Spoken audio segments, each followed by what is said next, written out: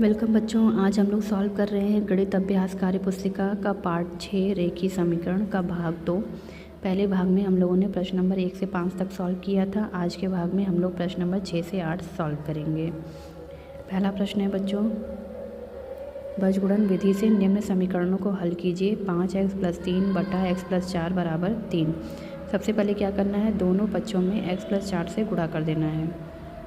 इस तरह से यहाँ पे एग्जाम्पल दिया हुआ है 5x + 3 बटा x + 4, यहाँ पे x + 4 से और यहाँ पे x + 4 से गुणा कर दिए। ये आ गया 5x + 3 बराबर 3x + 12।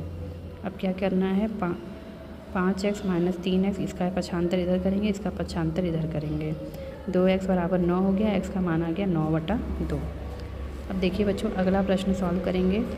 3x + 1 बटा 3 बराबर 3x - 7/4। अब इसका तिर्यक गुणा करेंगे, इसका इसमें 4 का गुणा इधर हो जाएगा 4। 3x + 1 बराबर 3x - 7 × 3, इसका गुणा किए 4 × 3 12x + 4 बराबर 3 × 3 9x - 21। अब क्या करेंगे, पक्षांतर कर देंगे, x को एक तरफ और संख्याओं को एक तरफ। 12x - 9x बराबर 21 - 4, ये घटाने पर आ गया 3x बराबर -25, x बराबर आ गया -25/3। यहाँ पे भी इसी तरह से x - 3/5 बराबर x - 4/7। अब तिर्यक गुणा करेंगे। सबसे पहले 7 का गुणा इसमें 7, x - 3 और 5 का गुणा इसमें 7x - 21 बराबर 5x - 20। पक्षांतर कर देंगे, 7 में x में 5x घटाएंगे और इधर -21 को इधर ले आएंगे। -21 प्लस -20 + 21, ये माइनस इधर आएगा प्लस में हो जाएगा। इसमें से घटाया 2x आ गया, 21 में से 20 घटाएंगे 1, x का मान आ गया 1/2। आंसर x - 2 बटा 3 - 4x बराबर 2। x - 2, 3 - 4x का इधर गुणा कर देंगे, तिर्यक गुणा, तो 2 ब्रैकेट में 3 - 4x, x - 2 बराबर 6 - 8x। पक्षांतर किया, 8x इधर आ जाएगा प्लस में, x + 8x बराबर 6 + 2, 8 एक क्या हो गया 9x बराबर 8, x बराबर 8/9। ये हमारा आंसर हो जाएगा। अगला प्रश्न है बच्चों, निम्नांकित चित्रों में x का मान ज्ञात करना है। प्रश्न नंबर 7। पहला एक एग्जाम्पल दे दिया है, चूंकि त्रिभुज के तीनों अंतःकोणों का योग 180 अंश होता है, इसलिए कोण A + कोण B + कोण C बराबर 180 अंश।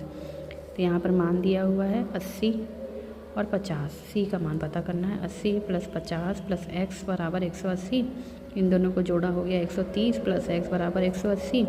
x में से 180 - 130 किया, आ गया 50। अगला प्रश्न इसी तरह से है, यहाँ पर कोण A का मान 47, B का मान 85 और C का मान पता करना है। इसी तरह से लिख लेंगे, चूँकि त्रिभुज के तीनों अंतःकोणों का योग 180 अंश होता है, इसलिए कोण A + कोण B + कोण C बराबर 180 अंश। 47 डिग्री 85 डिग्री + x बराबर 180, दोनों को जोड़ा आ गया 132 + x बराबर 180। 180 में से 132 घटाएंगे, आ जाएगा 48। तो कोण C का मान हो गया 48 डिग्री। इसका तीसरा है, सम चतुर्भुज का परिमाप 42 मीटर हो तो x का मान ज्ञात कीजिए। सम चतुर्भुज का परिमाप क्या होता है, चारों भुजाओं की माप AB + BC + CD + DA।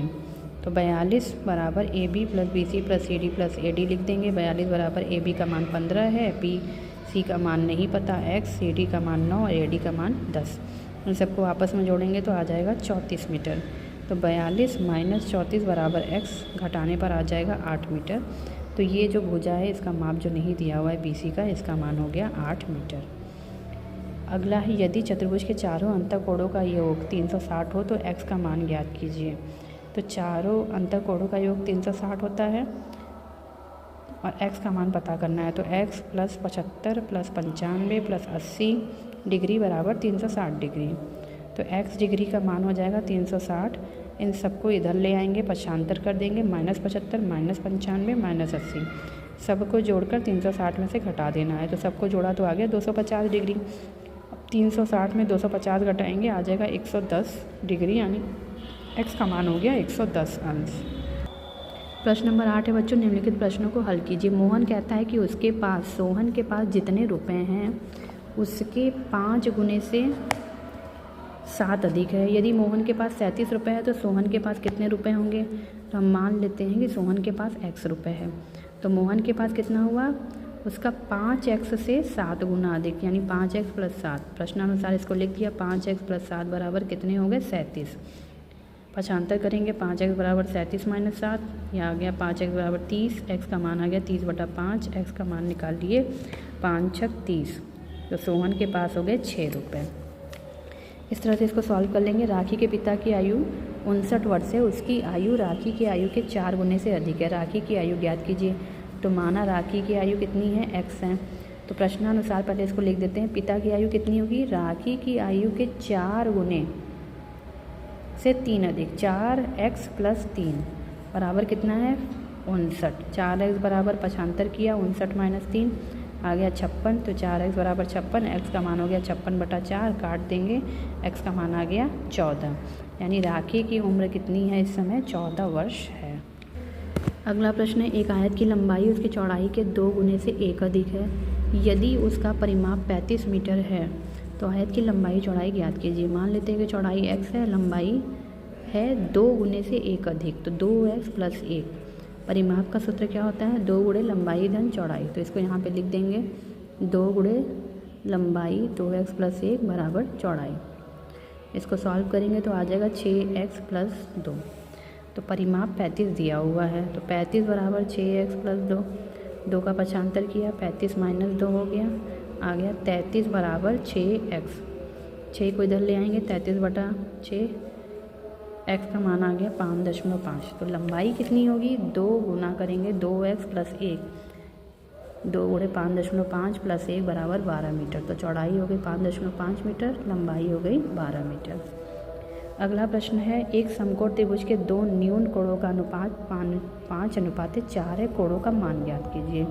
तो समकोण त्रिभुज होता है उसमें एक कोण तो 90 डिग्री होगा, बाकी के 2 न्यून कोण पता करने के लिए टोटल तीनों कोणों का योग 180 होगा, तो सबसे पहले 180 में से 90 घटा देंगे, यानी 90 आ गया। तो मान लेते हैं कि कोणों का मान x है अगर, तो ये हो गया 5x + 4x बराबर 90, 5 4 हो गया 9x बराबर 90, x बराबर 90/9, यानी 10 अंश आ गया x का मान।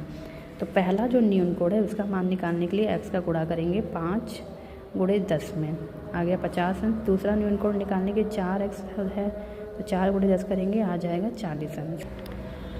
अगला प्रश्न है, 3 क्रमागत संख्याओं का योग 33 अंश है, तो संख्याएं ज्ञात कीजिए। मान लेते हैं पहली क्रमागत संख्या x है, दूसरी क्रमागत संख्या x + 1 और तीसरी x + 2।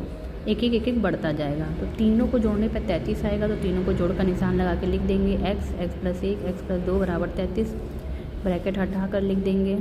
सारे x को जोड़ेंगे होगा 3x और गिनतियों को जोड़ेंगे आएगा 3, तो 3x + 3 बराबर 33, 3 का पक्षांतर कर दिया, 33 - 3 आ गया 30, x का मान हो गया 30/3 बराबर 10। तो पहली क्रमागत संख्या हो गई 10, दूसरी क्रमागत संख्या हो गई 11 और तीसरी हो गई 12। अब चेक कर लेते हैं, तीनों को जोड़ने पर 33 आना चाहिए, तो यहाँ पर देखिए 10 से 11 12 जोड़ेंगे तो क्या आएगा 33, 2 1 3 हो गया, 1 1 3। तो इस तरह से उत्तर की जाँच भी हम कर सकते हैं। एक व्यक्ति दुकान से कुछ सेब खरीद लेता है, वह इन सेबों का 1/2 भाग अपनी पत्नी को, 1/3 भाग अपने पुत्र को, 1/12 भाग अपनी पुत्री को और शेष 1 सेब अपने भाई को दे देता है। बताइए उसने कुल कितना सेब खरीदा? तो मान लेते हैं x सेब खरीदा। तो प्रश्नानुसार क्या बोलना है कि उस सेब का 1/2 भाग पत्नी को दिया, तो पत्नी को कितना सेब दिया? x का 1/2, पुत्र को कितना दिया? x का 1/3, पुत्री को कितना दिया? x का 1/12 और भाई को 1 सेब दिया है। तो सबको जोड़ लेते हैं, x/2 + x/3 x/12 + 1 बराबर टोटल कितने हो गए? x सेब। x खरीदा है, इसको एलसीएम लेके सॉल्व करेंगे, इसका एलसीएम आएगा 12, 6x + 4x + x + 12, ये हो गया 11x + 12 बराबर 12x। 11x को इधर ले जाएंगे, 11x - 12x - 11x, x आ जाएगा, इधर मान आ जाएगा 12, यानी कुल सेब उसने खरीदा 12। अब चेक कर लेते हैं, पत्नी को कितना मिला? 12/2 यानी 6 सेब। पुत्र को कितना सेब मिला? 12/3 यानी 4 सेब। पुत्री को कितना मिला? 12/12 माने 1 सेब। भाई को कितना मिला? 1 सेब। टोटल सेब 12 आना चाहिए, देखते हैं। 6 + 4 + 1 + 1, 6 4 10 11 12। ठीक है, टोटल हो गया 12 सेब का हिसाब हो गया।